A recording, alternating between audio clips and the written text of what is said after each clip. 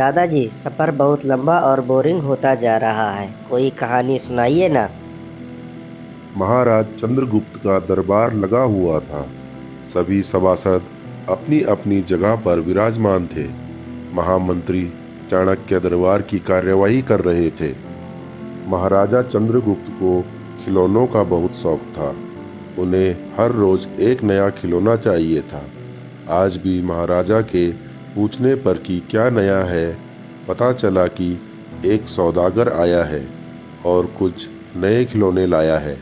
सौदागर का ये दावा है कि महाराज या किसी ने भी आज तक ऐसे खिलौने न कभी देखे हैं और न कभी देखेंगे।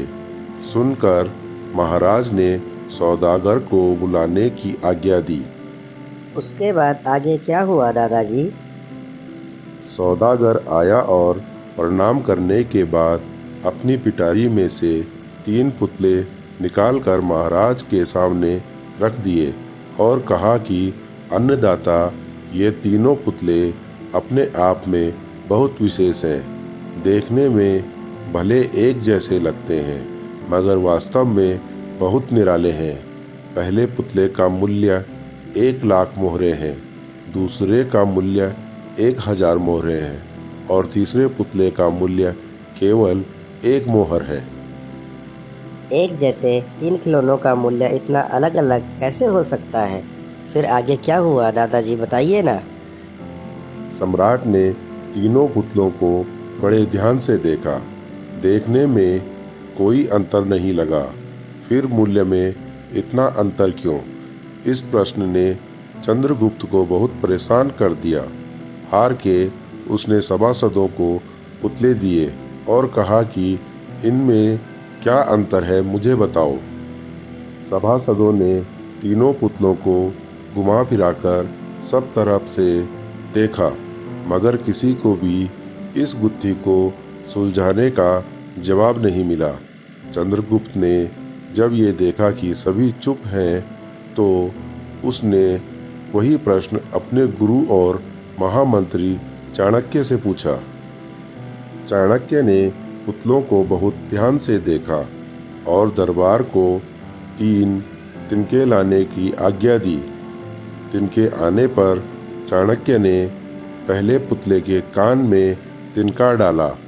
सबने देखा कि तिनका सीधा पेट में चला गया।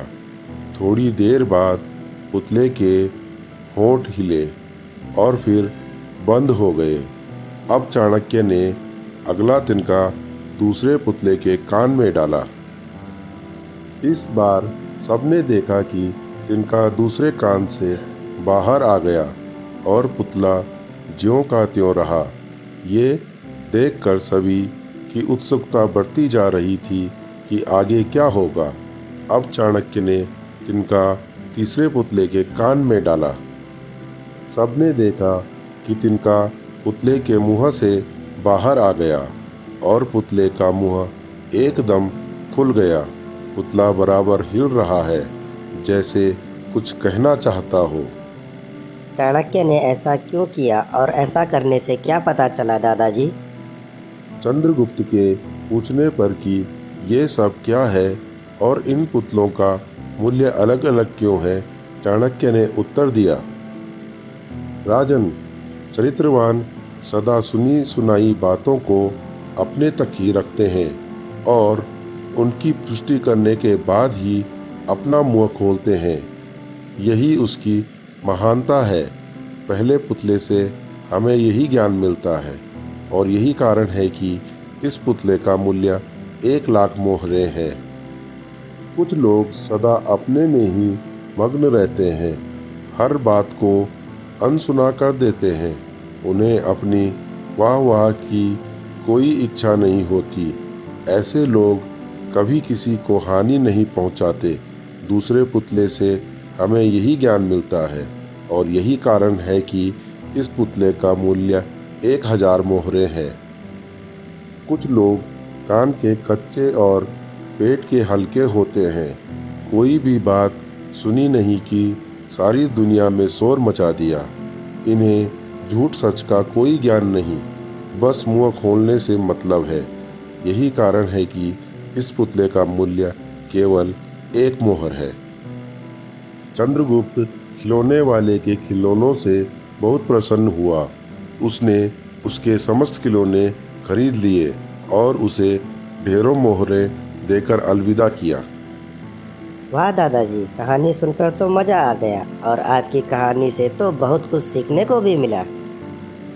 अगर आप सभी को भी दादाजी की कहानी सुनकर मजा आया हो तो वीडियो को एक लाइक और एक कमेंट जरूर करना और जाते जाते चैनल को सब्सक्राइब करते हुए जाना। मिलते हैं जल्दी से नेक्स्ट वीडियो में एक अच्छी सी कहानी के साथ। तब तक के लिए love you all, bye bye.